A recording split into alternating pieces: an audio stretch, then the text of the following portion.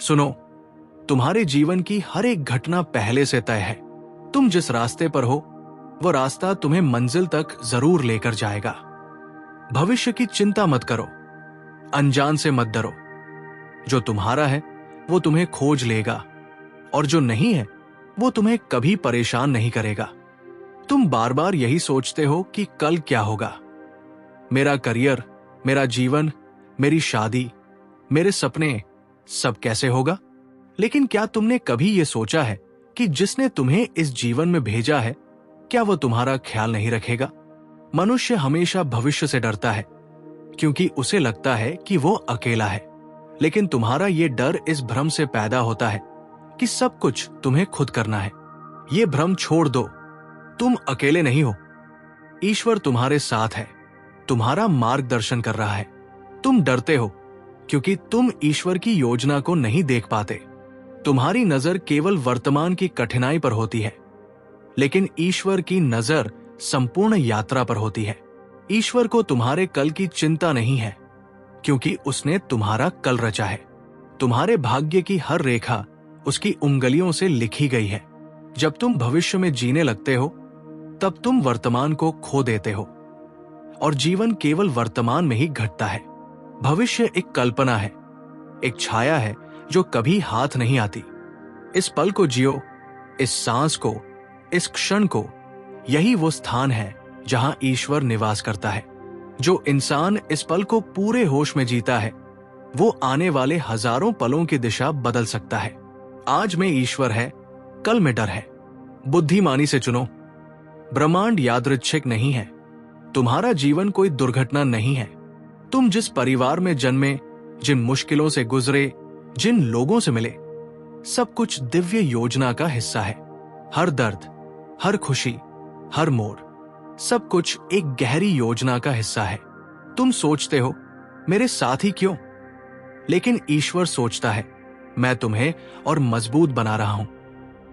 तुम भ्रम में रोते हो, लेकिन वो पूर्णता में कार्य करता है। ईश्वर कभी देर नहीं करता, वो केवल परखता है कि तुम्हारा विश्वास कितना गहरा है। वो विलंब करता है पर इनकार नहीं। तुम्हें सब कुछ नहीं समझना है, तुम्हें सब कुछ सौंप देना है। समर्पण कमजोरी नहीं है, ये शक्ति है। जब तुम अपने जीवन की बागडोर ईश्वर को थमा देते हो तब तुम्हारे जीवन में चमत्कार शुरू होते हैं। जैसे नदी बहती है बिना चिंता के, वैसे ही बहो। तुम्हें सागर तक पहुंचना है और ईश्वर वो सागर है। अगर कोई रास्ता बंद हो रहा है तो विश्वास करो, ईश्वर तुम्हें एक बेहतर रास्ते पर मोड़ रहा है। जो तुम अस्वीकृति समझते हो वो वास्तव में दिव्य सुरक्षा है। ध्यान से भविष्य को देखो। तुम्हारा भविष्य बाहर नहीं लिखा, वो भीतर छिपा है। ध्यान वो दर्पण है जिसमें तुम्हारा भविष्य परिलक्षित होता है। जब तुम शांत हो जाते हो, मन स्थिर हो जाता है, तब तुम्हारे अंदर से उत्तर आने लगते हैं। तर्क से नहीं, आत्मा से। शांत रहो और जानो कि मैं ईश्वर हूं।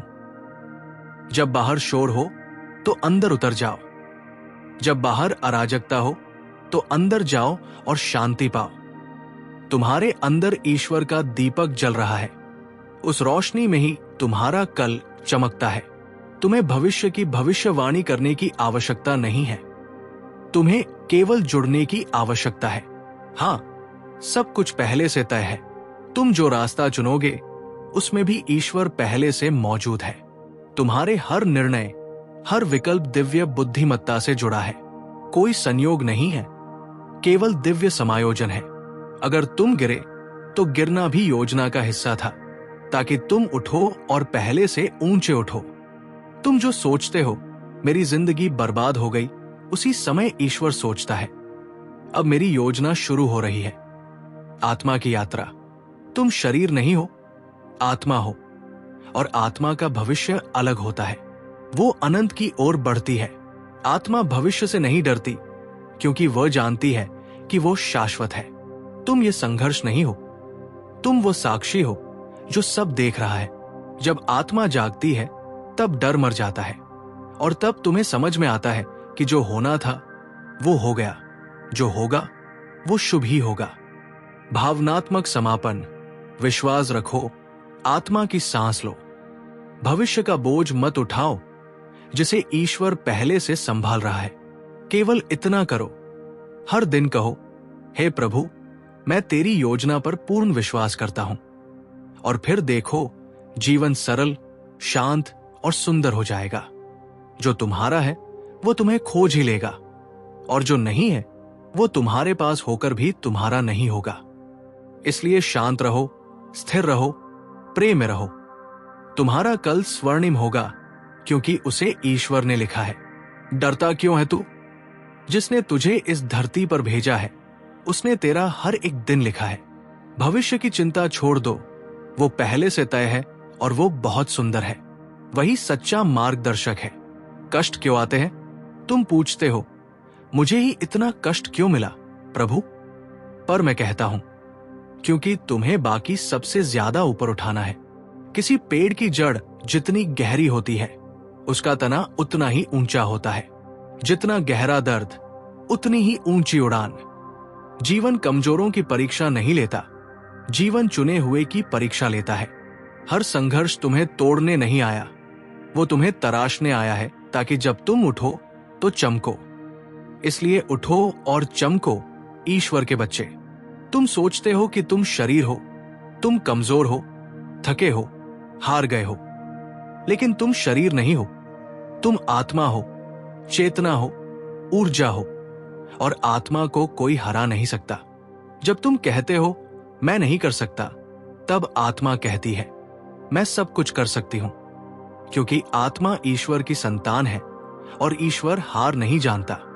शोर से ऊपर उठो, डर से ऊपर उठो, और उस सत्य में उठो कि तुम दिव्य हो। अपने सपनों को मत छोड़ो। दुनिया हंसेगी, लोग ताने देंगे, असफलता आएगी, लेकिन तुम मत रुकना। अपने सपनों को मत छोड़ो, क्योंकि वो सपना ईश्वर ने तुम्हारे भीतर डाला है। अगर सपना ईश्वर से है तो रास्ता खुलेगा। स्वप्न को समय लगेगा, लेकिन वो फलेगा, क्योंकि वह दिव्य है। हार मत मानो, तुम्हारा चमत्कार प्रतीक्षा कर रहा है। भगवान देर कर सकते हैं, लेकिन कभी इनकार नहीं करते। खुद को माफ करो, फिर से शुरू करो। तुमने गलतियां की, तुम फेल हुए, कोई बात नहीं। हर महान आत्मा पहले गिरती है। अगर इस वाणी ने तुम्हारे हृदय को छू लिया है तो कहो, मैं दिव्य समय पर विश्वास करता हूं। तुम अकेले नहीं हो। प्रेमानंद महाराज जी तुम्हारे साथ है और ईश्वर तुम्हारे भीतर है। ओम शांति शांति शांति।